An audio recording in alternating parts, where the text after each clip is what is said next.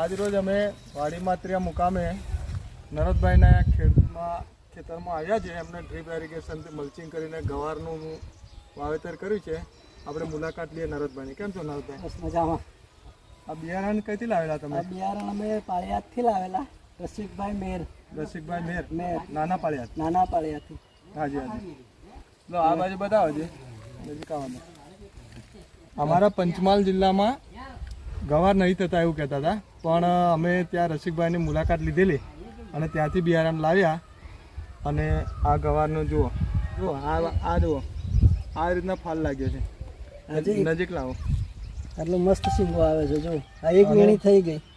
બીજું કે જો આજે તૂટી ગયા ને આ ડાળખી બીજી નીકળી છે નવી, એને પણ ફ્લાવરિંગ છે. આ પણ નવી ડાળખી આવી છે. અત્યારે ડબલ ડાળી આવી છે અને એક જ છોડને બસ.